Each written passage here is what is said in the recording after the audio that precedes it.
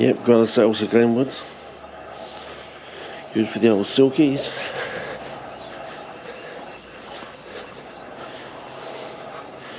And yeah, got some radishes. Second lot seems to be coming up now, so anyway.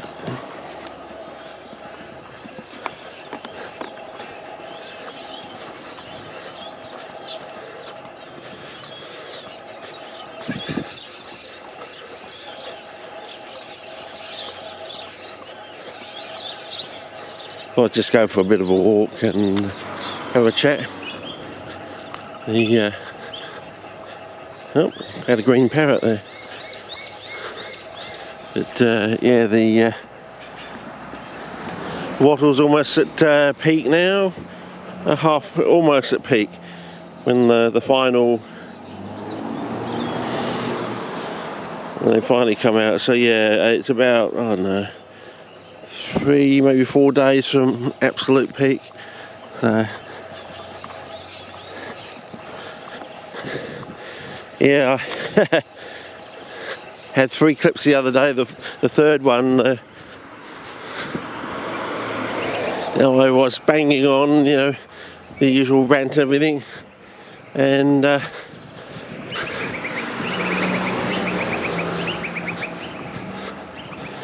yeah, the camera was shut off and I was just blabbering away, so I thought I'd go back down and film the echiums. Yeah, you got a lot of potholes in roads. My son says there's some on Candy's Road or something, so yeah. But yeah, there's a quite a substantial one on is it Black's Road or is it Chandler's Hill Road? I can't remember now. It has a fluorescent magenta surround to it, and yeah, very small, you know, ruler size, you know, 12 inches sort of thing, but quite deep, so, which is unusual. Yeah, I was watching a video by Curtis Stone last night. He reckons the Dutch farmer thing's going to be much ado about nothing. It's going to be a bit like the Canadians. It's going to a lot of pomp and circumstance. It's not going to lead to anything. But I'm thinking, don't know. Second largest producer in the world. Apparently I'm doing research. Brussels is actually in Belgium, which has been separate from the Netherlands, since 1830. Probably something to do with the Napoleonic Wars. So I'll have to look into it. But yeah, that's interesting.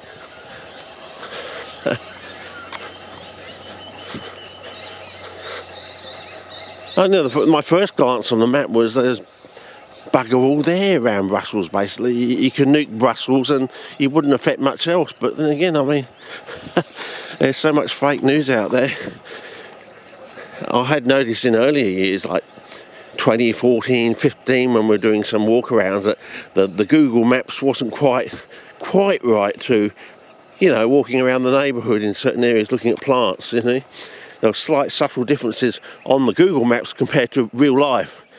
And, you know, I wonder whether they do that to keep the old tower heads sort of on their toes sort of thing. Yeah, T-A-O. Yeah, my little joke. But, yeah, now where are these echiums? I was filming one down here somewhere.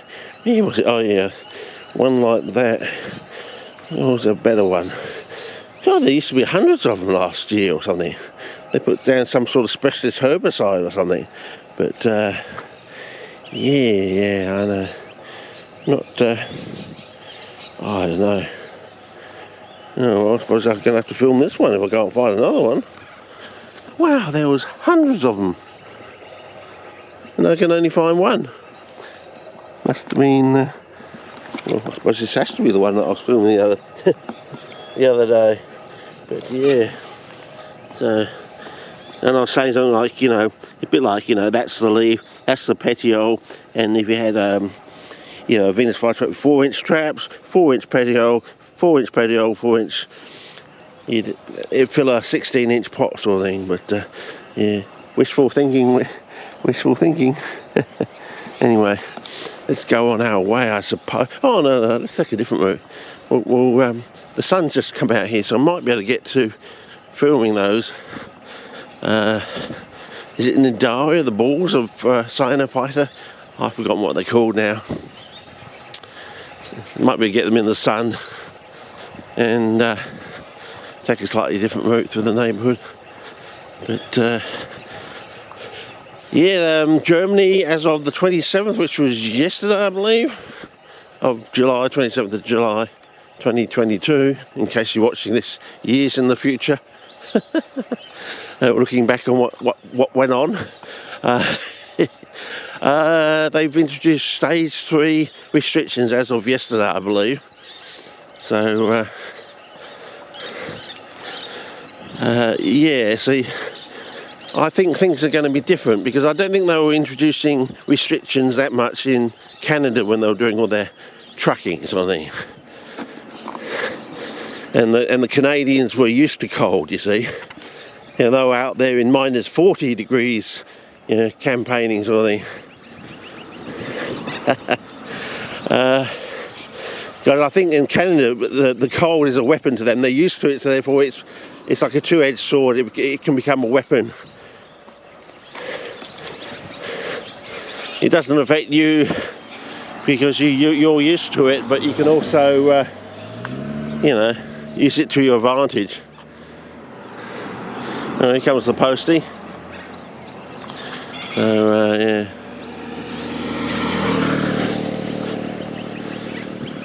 Uh-oh, no, another car. That's the trouble being in the major thoroughfare through our neighbourhood. Yeah. A lot of traffic.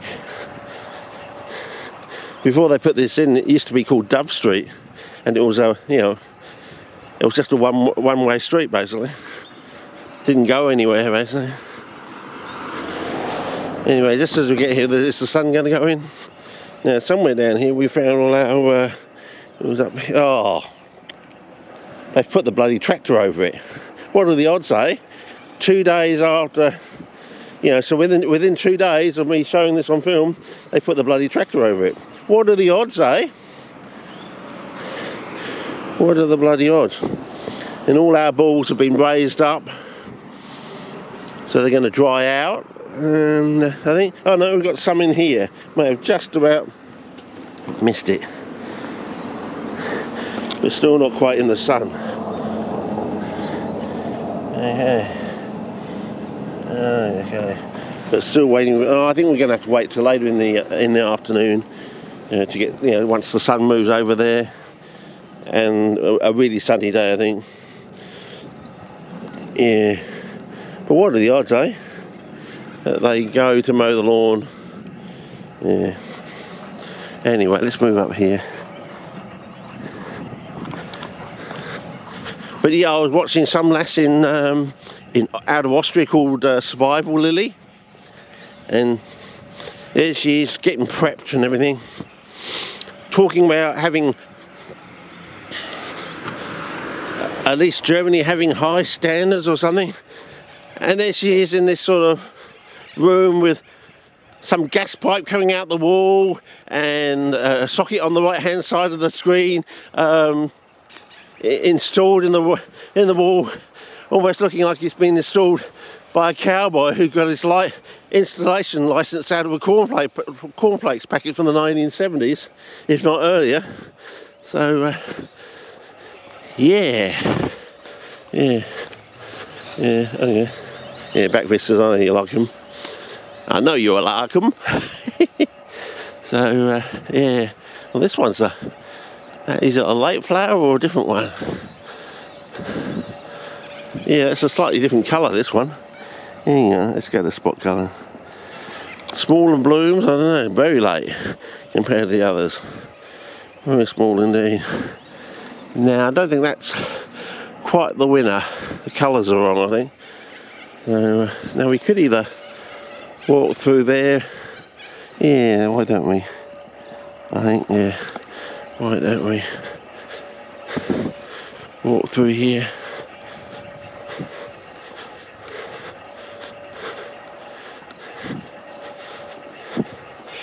So yeah, so I'm watching Survival Lily, and she's got this generator to run her fridge,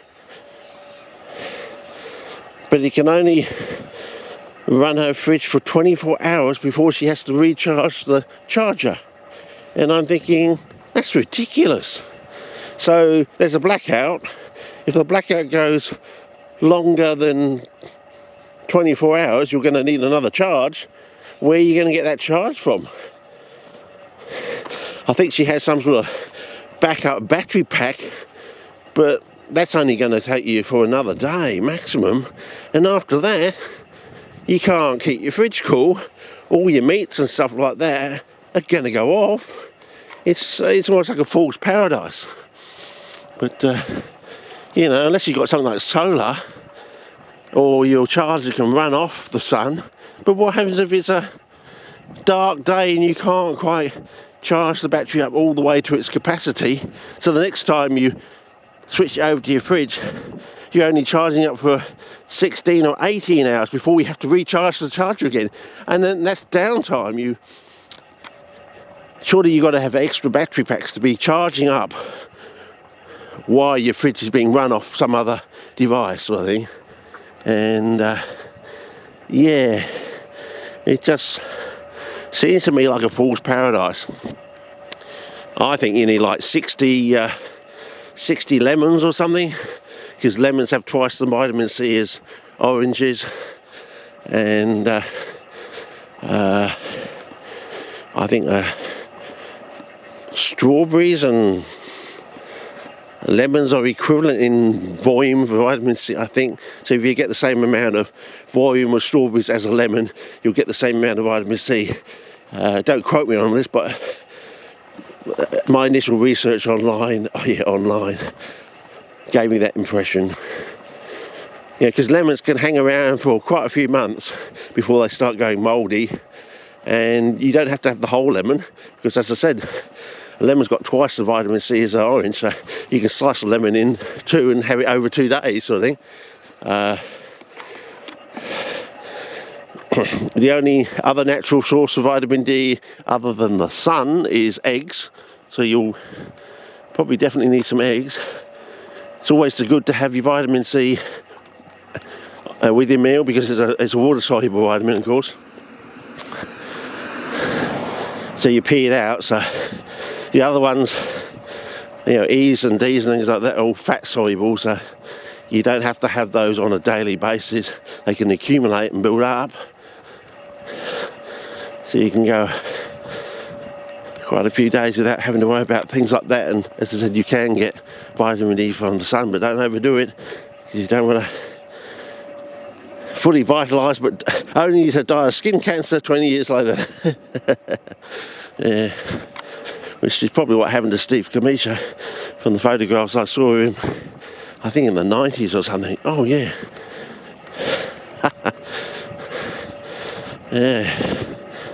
Yeah, maybe went on one of these sun lamps that were featured on 60 Minutes or something.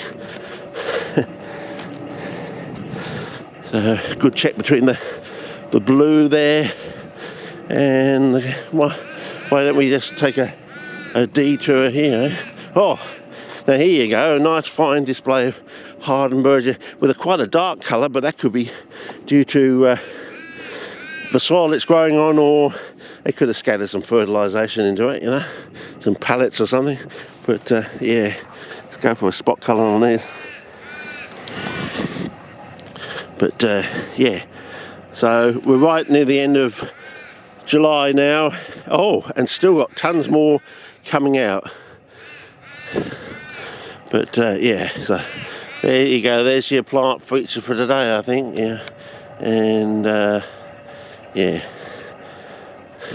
and there are many other related genera and species. You got Canadidia, closely related. You could probably hybridise between some of these that got yellows, reds and blacks with the purple and get some fantastic colour combination. And why don't we just walk over this soil? It looks like it could be a good... I've seen stuff out at Kaipo forest that has soil like this, and you've got lots of glids on them and things like that, so never know, because they're probably not growing in this, because you've got to, nothing comes of nothing. You've got to have the seed there initially to get the plants going, you know. Something just doesn't sprout up from nothing. So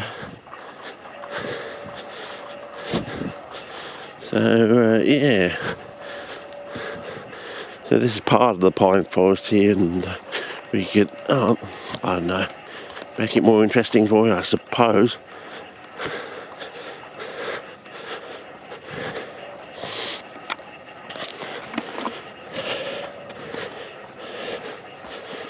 So, yeah, I think we've got some... Is that a European tree that's starting to blossom ahead of the bloomsday of August, which is around about the 23rd or 26th of August? Somewhere around there, that's when all the foreign fruit-related trees start flowering, plums and things like that. So, yeah, it's flowering 3 weeks too early, is it? Oh, maybe 4 weeks too early. But then again, yeah, I think so. So, yeah.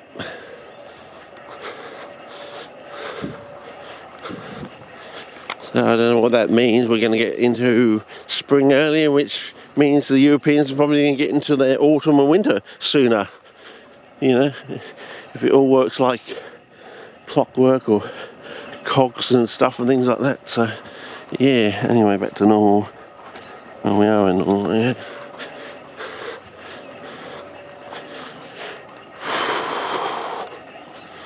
Anyway.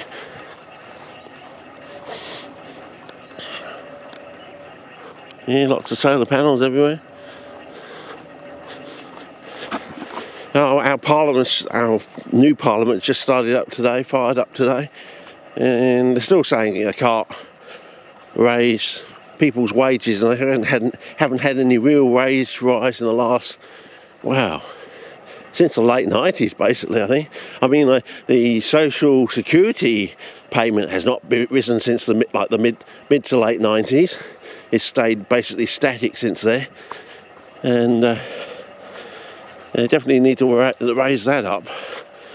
And people's wages have been stagnant for, pretty much forever. You know, whenever there's increased profits, and it's always got to go off to the shareholders or the employers, never to the workers.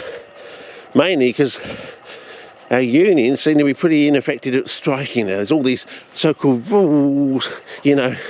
You can only strike on can't strike on a Sunday, it might be religious. Can't strike on a Saturday, it might be Jewish. Yeah, how come Janet Yellen sounds like Woody Allen? She sounds just like Woody Allen. It's almost like Woody Allen has put a rubber face mask on and has gone out and is pretending to be Janet Yellen or something like that. And the other thing, what about our old friend Klaus Schwab? You eats the bugs and you will like it. Yeah. How come he sounds like exactly like Dr. Strangeglove from the film and how I learned to love the berm. Yeah, you gotta watch what you say on YouTube. That's why you gotta say berm. The algorithms might be listening. So, yeah, isn't that strange? So, they're now sort of saying two quarters of less than normal growth is not a recession now. You know, everyone's doing a sort of, what do they call that? Creaking the neck or something? As they turn the neck. What? You've been telling us for years. Two of these things back to back means we're in a recession. Oh, well, they're going to come out in 6 months' time. Well, we were totally honest. You're not in a recession. You're in a depression. we weren't lying to you, no. We weren't trying to redefine the definition. They're actually trying to do Nisha on you, whereas you should be doing Nisha on them. You know, refining these politicians at, Hillary Clinton, $1 billion. Public execution, take the $1 billion off the national debt and keep going until you have no national debt. You know, I'm sure once you start picking them off, people will say, no, take this person first, they're more